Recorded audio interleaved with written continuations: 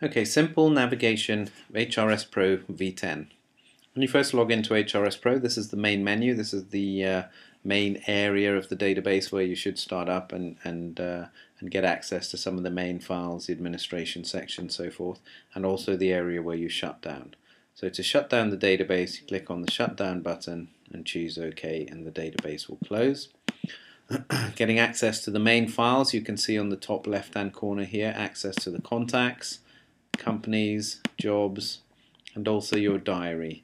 Now your diary will take a little while to load the first time you do it, otherwise this is your weekly view, and then you have a monthly view on the right hand side there. You can show your month or your temp diary by clicking on the options there. Let's go back to our main menu.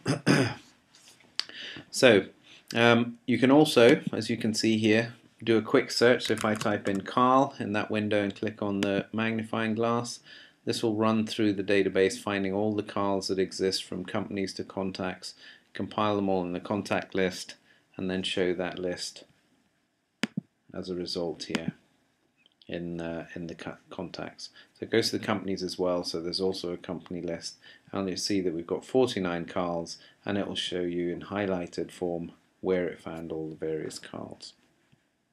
So let's show all those records and go back to our main menu.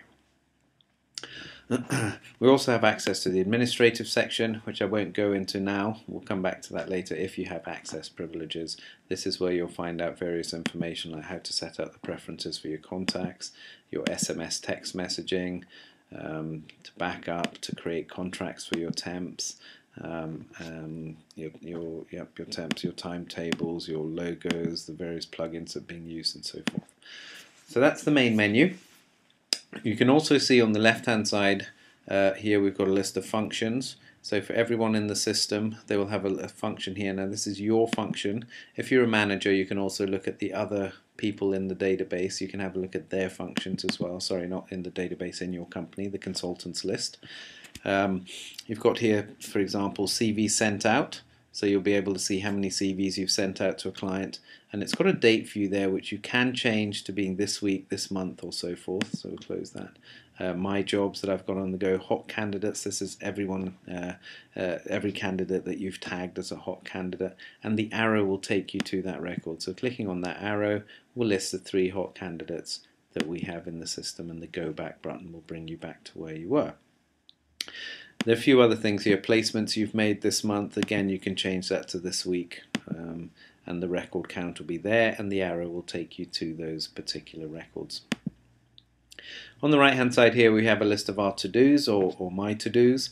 When you create a to-do, you have a choice of showing them as a to-do or creating them, sorry, as a to-do or a call list. So you can choose between whether you view them as a to-do or a call list. And again, plus buttons will create, arrows will take you to those records. So click on the plus button, you can create a new to-do, set the subject, demo for today, put in some notes, hello. You can send it to your iCal calendar and so forth from there, and we'll save that in our database. There we go, we've got our demo for today. Got a list of all the hot candidates in the system, the 3 that were tagged on our left hand side here, the open jobs that I'm working on, workflow. Well, workflow is basically any job activity. So from the minute you send a CV to a client, you're creating a workflow. Your placements are obviously your placements, and companies that you're targeting are also sitting on your front page. So that's your front page.